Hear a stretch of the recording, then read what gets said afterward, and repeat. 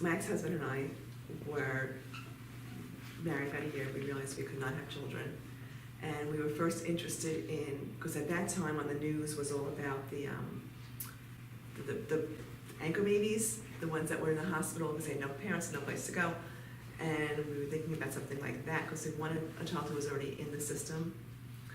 And then we got connected with an agency called Family Focus, which there was like their first year of operation, and they were only interested in waiting children.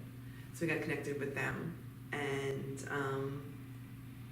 they got us involved with the Blue Books, which is the books of waiting children, which is in any library, which I didn't know. Any library has them.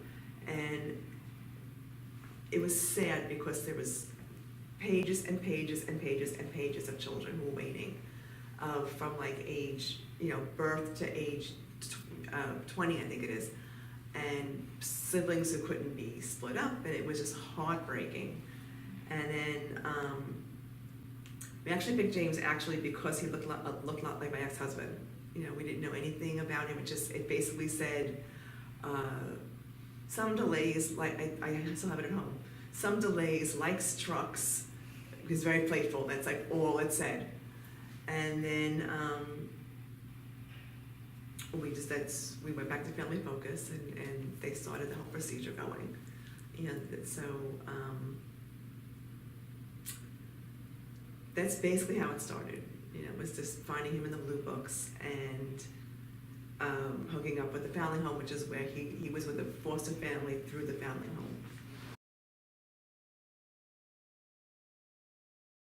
He was 4.5. The whole process actually took to meet him from when he was in my house was 2 weeks. He was in a foster family where that's how they made their living, with foster children coming in and out of the house.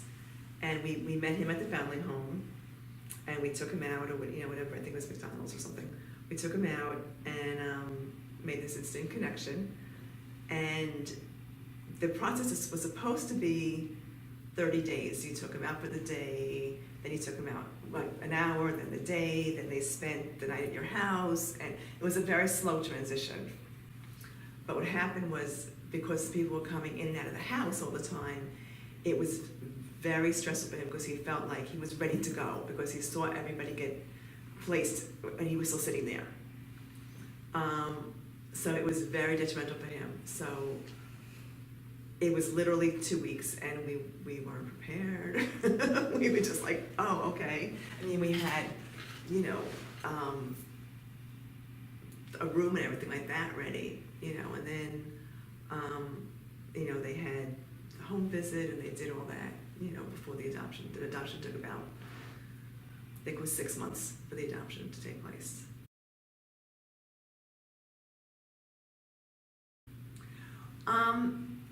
It was tough because they were very upfront. They're like, we don't really know what he has some speech delays. We don't really know what the issues were. His foster parents spoke very, very heavily accented English. They were Spanish. So some of the speech delays were just being around that accent. Some of it we realized was environment, because I live in Valley Stream, which is like a little suburb, and we'd walk around, and he had no idea what sand was. He thought it was snow. He had no idea that you could have a playground in your yard. He thought it was like open season to go into anybody's yard because he thought it was like a public playground. So a lot of it was that, and then it was an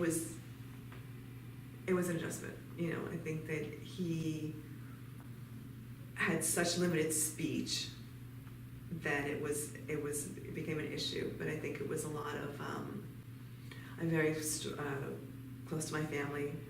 They were around a lot. But it was a tough adjustment.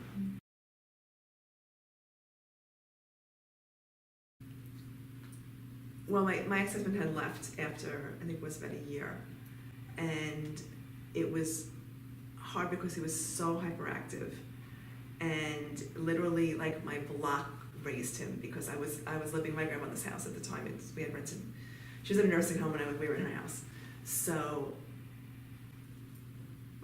his room had a window, and he would climb out the window and climb onto the roof and start dancing. And my neighbor would call me and say, you know, James on the roof again. Thank you very much. You know, I'd go in the bathroom. He'd be down the block. You know, he wouldn't sleep. It was being on my own was very tough with him. But he had made,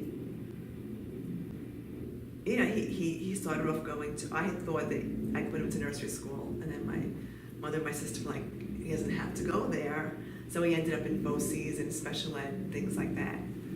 But for me, as an adjustment, I think was very tough because I didn't realize that, I guess I didn't realize he needed so much attention and so much care that I literally couldn't go to the bathroom, you know, kind of thing, until he kind of got medication underway or settled in or whatever it happened to be. So it was a tough thing. I like my family, I think, because they knew, you know, they had a background. My sister was a school psychologist. My mother was taught nursing school her whole life, so she was used to dealing with, you know, little children. So they would watch him for a while, or he would go over there for a while, or he had made a couple of friends on the block but I mean, really the block kind of helped raise him, you know, because he was always welcome in their houses. They would include him in all kinds of things, you know, so it was really a very big community effort. He is very into theater. I'm very into Broadway, so I always took him to Broadway shows and things like that.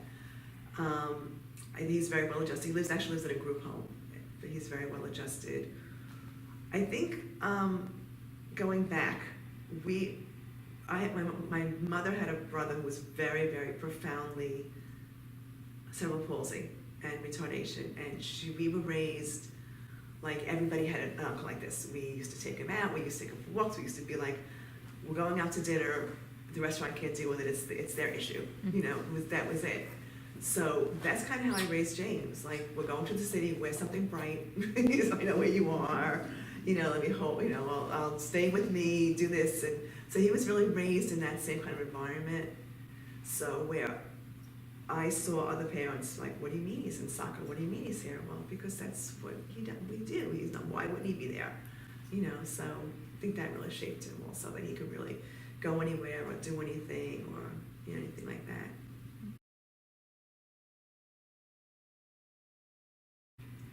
Probably that we do a lot of things together, I would think. We go to a lot of Broadway shows. We're very involved in Organization Rock and Rawhide. We do a lot of community things together. That he's not because he was raised that way, and because he has a disability, but he's very social. That people, I think it takes maybe 7 or 8 sentences to know that he has some kind of disability issue, but he's so social that he can converse with anybody. So I think it's just having a companion like that is very good.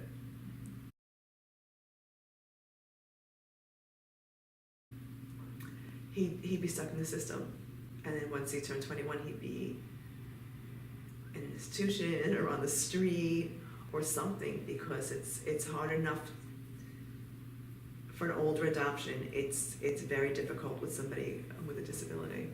So if he wasn't in my house, he'd be, I think, probably on the street, I think.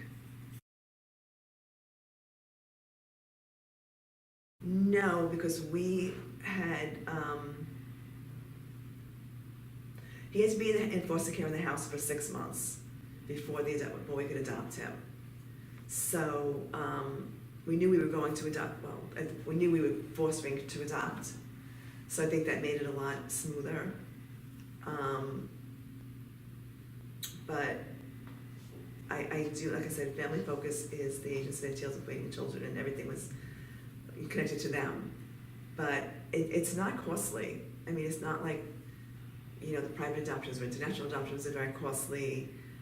We spend thousands of dollars for attorneys, but this really, because there are so many of them, this really is not. And I would, if I was in the position to adopt again, this is the way that I would go. I mean, it's amazing.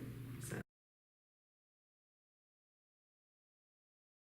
I don't remember what they were. I know there was we had to pay the attorney to file the paperwork to finalize the adoption.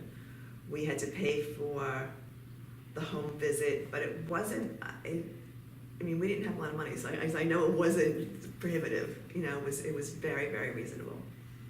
And it could be that it's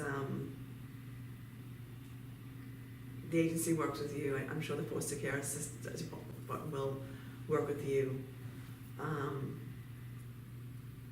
But I do remember it was 6 months, and then to adopt it. It wasn't very costly at all, because like I said, we didn't have a lot of money, and we did it, so I'm sure it was okay.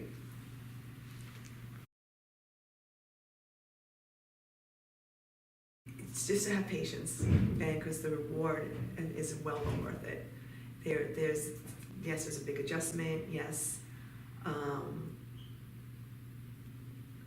He's an only child, and depending on whether there's siblings in the house, there's an adjustment period, but stick with it because the rewards are amazing.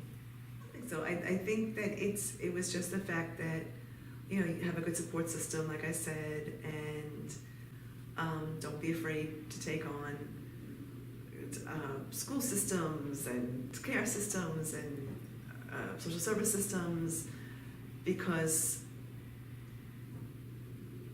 you might think that they have your child's best interest at heart, but they don't. So you will always have to be an advocate for this, from when he was 4 to now he's 33.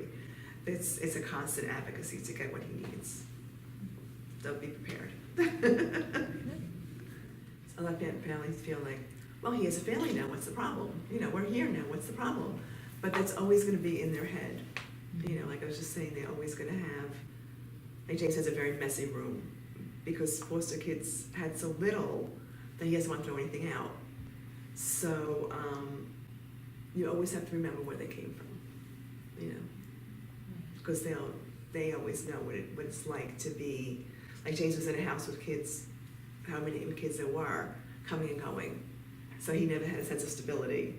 So however long you've adopted him, however many years he's been your adopted child, there's always going to be that past. So it's worth remembering.